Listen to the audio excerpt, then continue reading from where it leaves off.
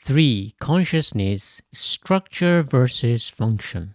Previously, I discussed the history of psychology, its various branches. In the debate between materialism and idealism, psychology tends to focus more on the material side as it applies methods used in material sciences. In this segment, I'll look at consciousness through two different approaches in psychology. On the one hand, we have structuralism that sees consciousness as a holistic system that we're born with and we slowly get to know it as we grow up. Functionalism, on the other hand, analyzes consciousness through its functions and argues that consciousness doesn't really understand itself. So, structuralism has an optimistic outlook that one day we will understand consciousness, while functionalism is more pessimistic, that consciousness may never understand itself.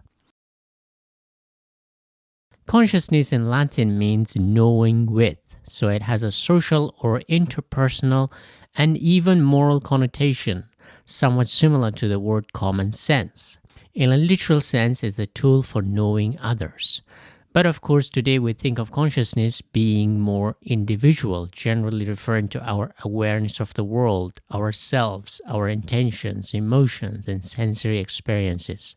It's a window that we see the world with, but it's also a window that sees itself. Consciousness as a mechanism allows us to be aware of our environment, ourselves, our ideas, and generally to make sense of the world. But awareness is just one component of consciousness. The greatest mystery of consciousness is the power of self-awareness. In other words, consciousness is like a computer that knows its own existence. Not only that, it can also grow, meaning our awareness can increase as well as decrease. This makes it tricky to understand what it is and how it came about and how it works. For thousands of years, humans, mainly philosophers, have tried to understand how the human mind works. Even to this day, nobody really knows how consciousness works. Today, we divide consciousness into three different layers: the conscious at the top, the subconscious in the middle, which is a bit muddled, and finally the unconscious at the bottom of the well that is dark and often unreadable through our conscious torch. In modern psychoanalysis, it's often agreed that the part unseen seems to have a huge influence on our lives, as Sigmund Freud argued. The first philosopher to tackle the question of consciousness was the French philosopher and scientist René Descartes. He saw it as our God-given ability to think and make sense of the world. As a rationalist philosopher, he thought we were born with the ability to reason and think, so our consciousness had very little to do with the outside world. It was given to us by God. But the British philosopher John Locke, a pioneer of empiricism, argued that we learn everything through experience. In other words, we learn things through our interaction with the outside world. In his famous 1690 work, Essay Concerning Human Understanding, he defines consciousness as the perception of what passes in someone's mind. In other words, whatever we see, hear, smell, taste, or touch allow us to perceive things, and consciousness basically registers all those sensory data. So Locke's philosophy was influenced by the natural sciences, and he in turn influenced future philosophers, who grounded their ideas more on the concrete and less on the abstract.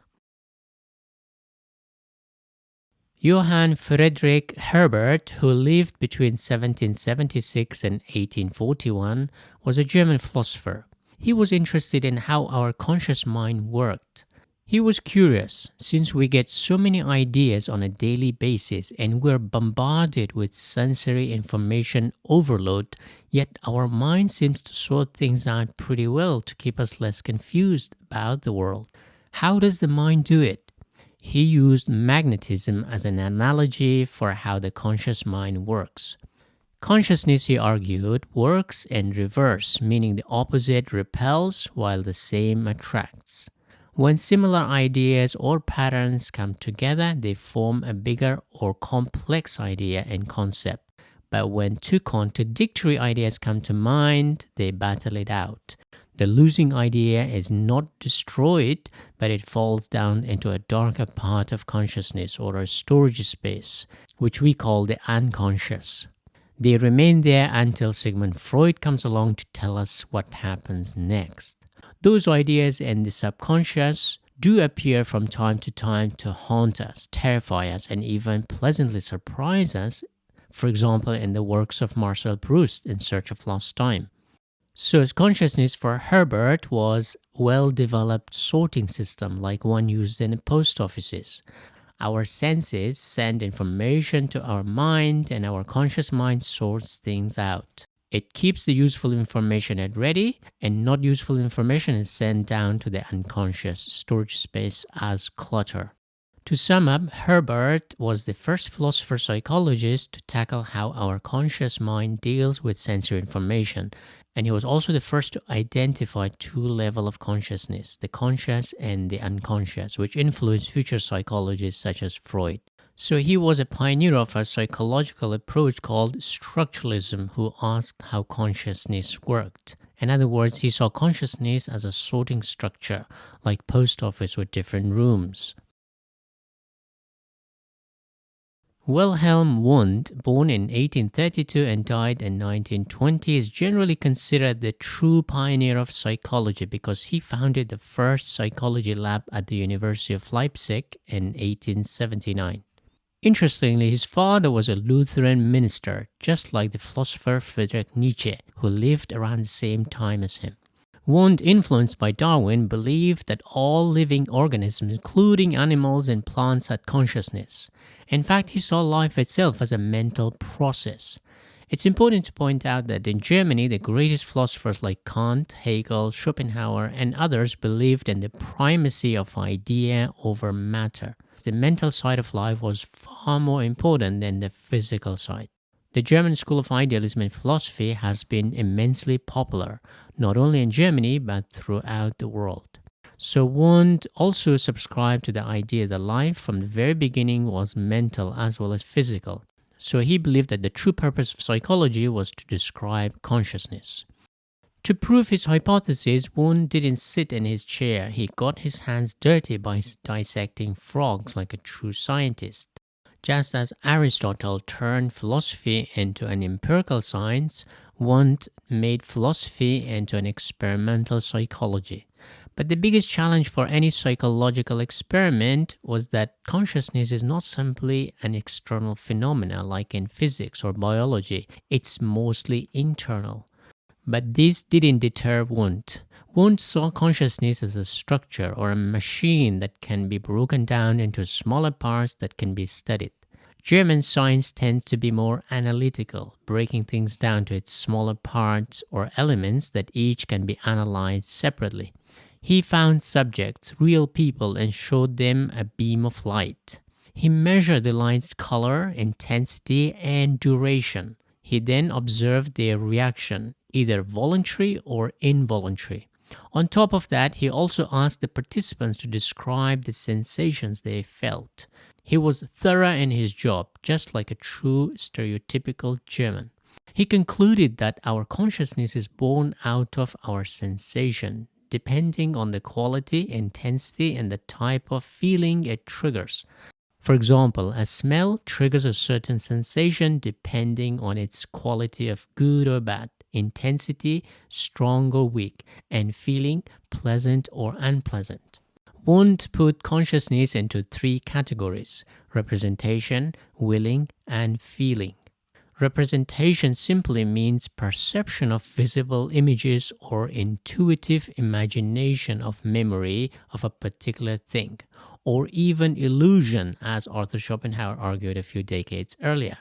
So representation simply means we find certain images, sounds, tastes, and so on like trigger warnings, either to act or not to act, to eat or not to eat, so forth. Rotten food versus a delicious pizza is an easy one. One triggers you to be repulsed and the other triggers you to eat. The second category of consciousness, which Wundt called willing, is our experience with the outside world, meaning it triggers us to act or not to act, run or not to run. So representation is the first warning trigger, and the willing is what we do with representation.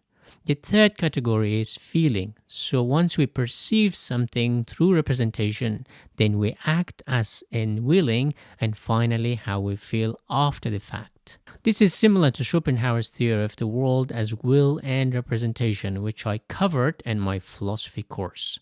But Schopenhauer only talked about the blind will that determines most of our actions, and representation of that will is how we see the world.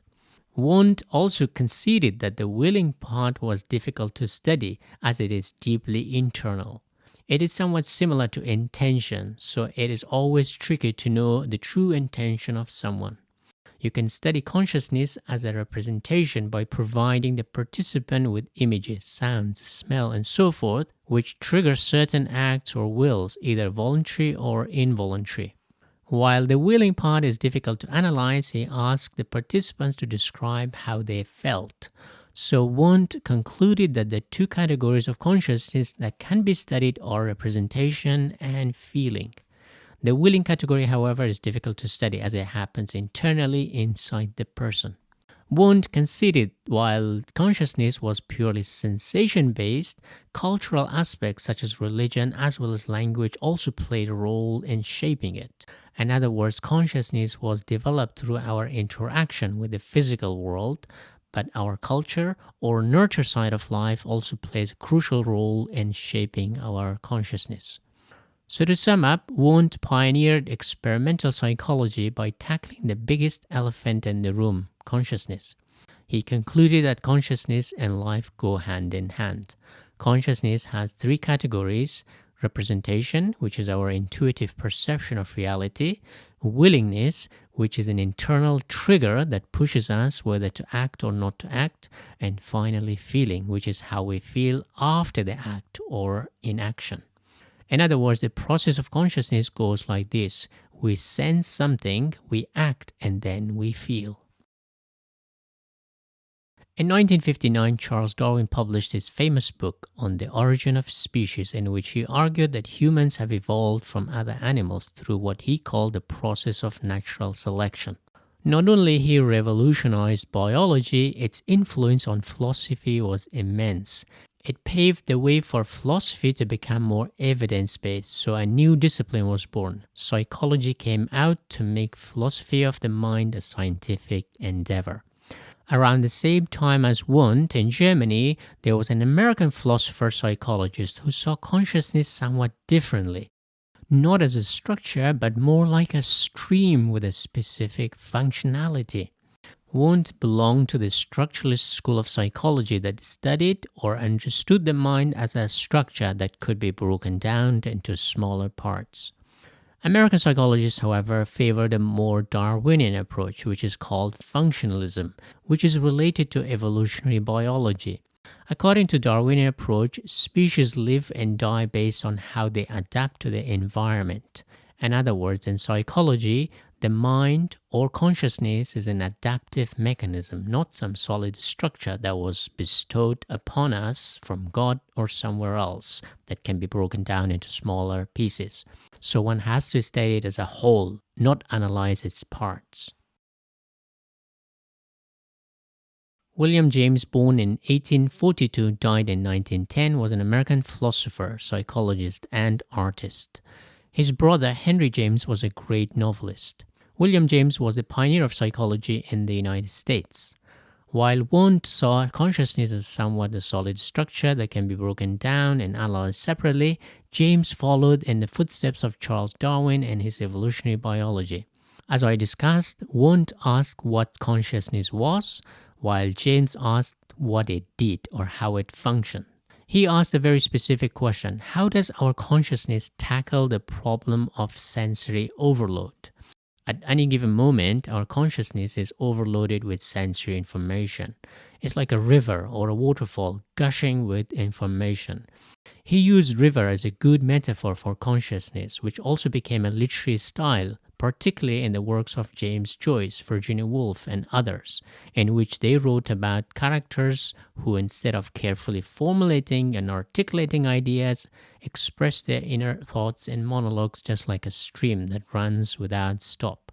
This is called the stream of consciousness. So William James wanted to understand how our consciousness functioned.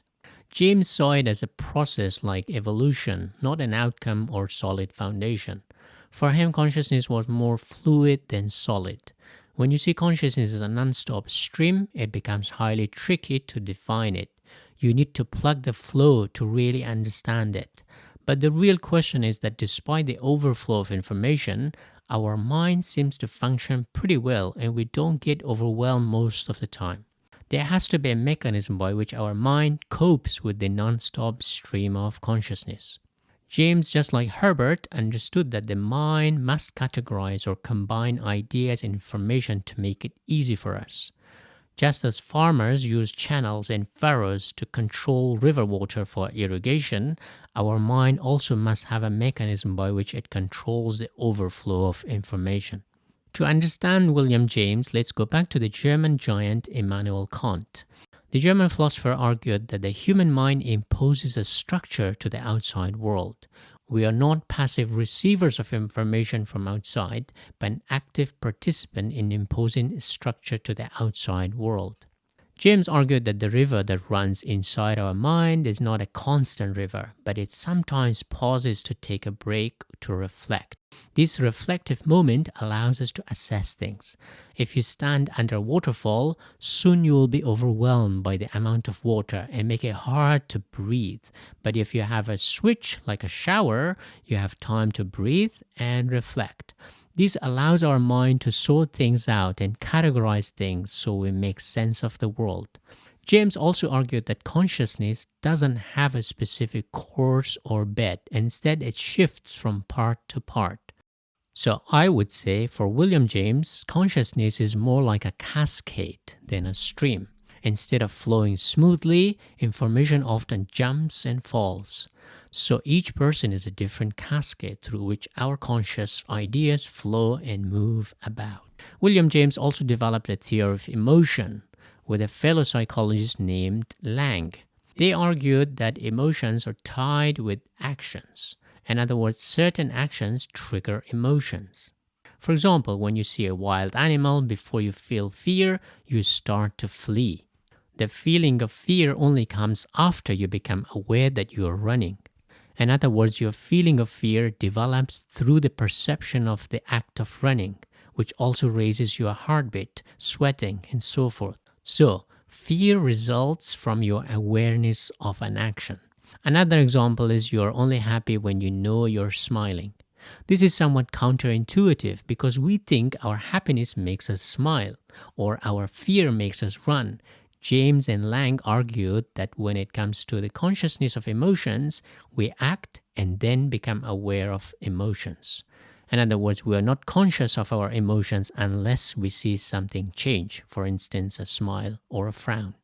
This is somewhat similar to Wundt's theory of consciousness, as he too argued that willing or action comes before feeling.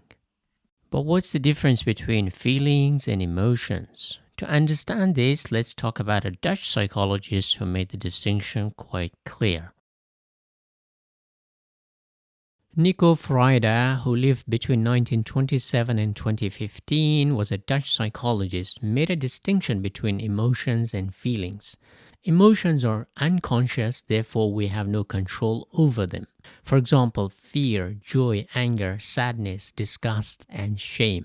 Feelings, on the other hand, are our interpretation of our emotions. For example, worry, irritation, frustration, grief, resentment, etc. In other words, emotions are the invisible part of the iceberg, while feelings are the visible tip. Feelings are tied to our conscious thoughts, and we generally have control over them. We can choose to feel a certain way, but emotions are spontaneous. For example, when we see a dangerous animal, fear forces us to flee. Since emotions are deep, they affect our behavior and physiology, so others can see our emotions. Feelings, however, don't impact our behavior, and others tend not to see it. To sum up, William James saw consciousness as a fluid mechanism that runs like a river or cascades. In cascades, some information remains to form our memory. You could say that he was Kantian and that our mind is like a fishnet and it catches information needed. In other words, our consciousness is very much outcome driven and purposeful. It remembers what it does, so next time it has a choice to repeat or ignore. So consciousness is not some blind mechanism, it's quite a goal-oriented mechanism.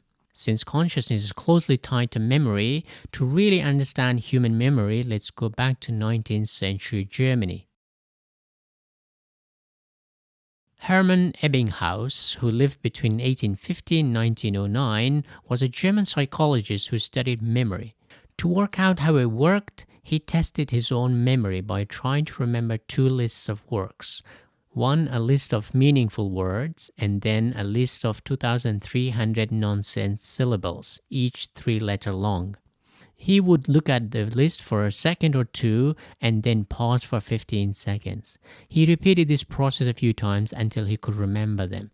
He recorded his result meticulously like any scientist would. What were his results?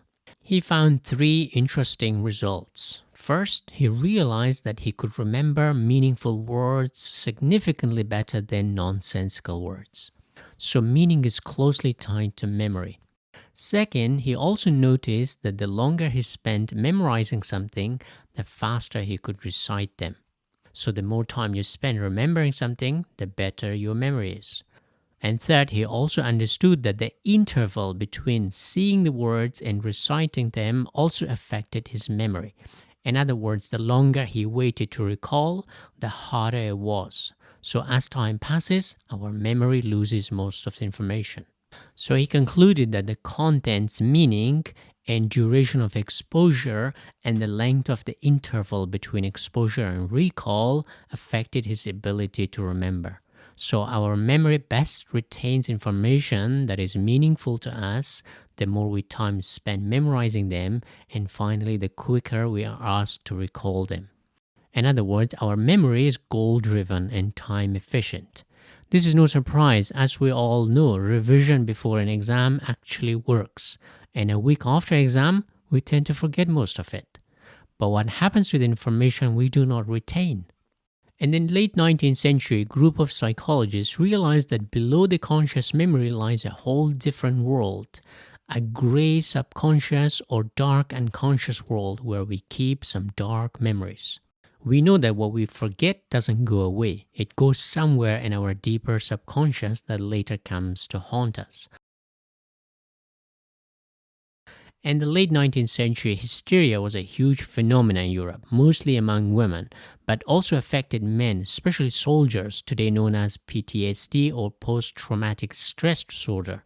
It basically meant an explosive outbursts of emotion, often uncontrollable, akin to some volcanic eruptions, would come out. Families were struggling to deal with their loved ones' emotional outbursts, often negative emotions. We know that volcanoes happen because the Earth's core is a molten rock, and sometimes it breaks through. So hysteria was something similar. There had to be a subconscious or unconscious chamber that erupted sometimes. One of the earliest to study the unconscious and memory was the French physician Pierre Janet, who lived between 1859 and 1947, who worked at a hospital in Paris in 1880s and 1890s. His work predates Sigmund Freud's psychoanalysis, so some argue he was the true pioneer of the subconscious mind.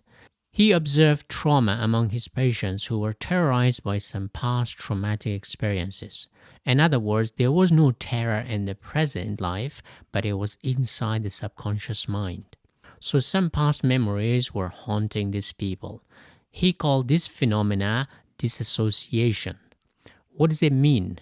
Simply put, it means you are safe right now, but the past trauma is still inside you and telling you that you're not safe, hence the name disassociation.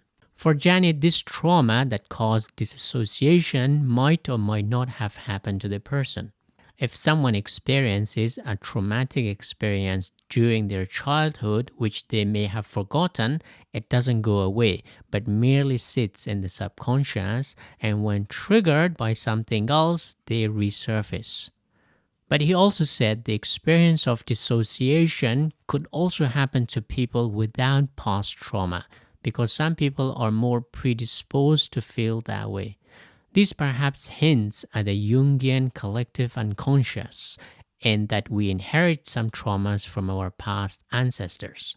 For example, we all have nightmares such as falling down from high place, perhaps an experience passed down to us from our human ancestors as well as primate ancestors living in trees.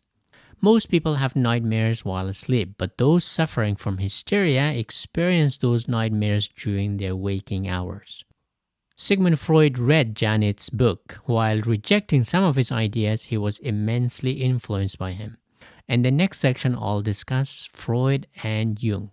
So to sum up, psychologists have tried to understand consciousness. There were two approaches when it came to explaining consciousness. German structuralism led by Wilhelm Wundt and Anglo-American functionalism led by another Wilhelm, William James. For the structuralists, consciousness is like any structure that can be broken down to its parts and then those parts can be studied and analyzed.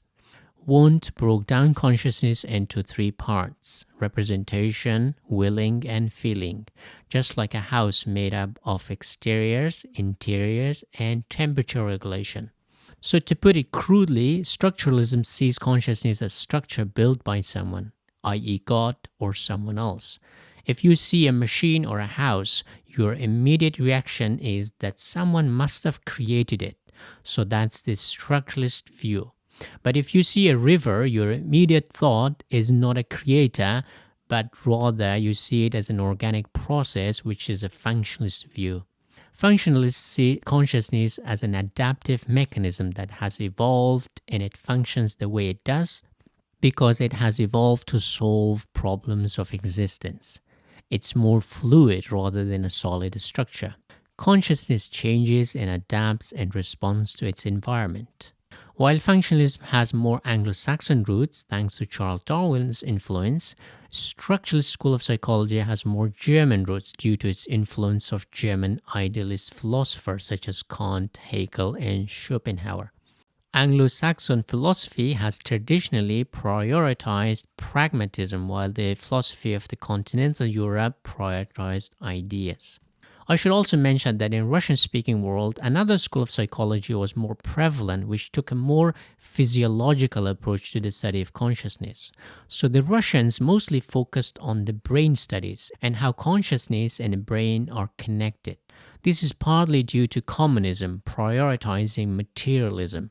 So some of the most influential studies of the brain have been done in Russia, and again it goes back to Pavlov, who took a behaviorist approach to psychology.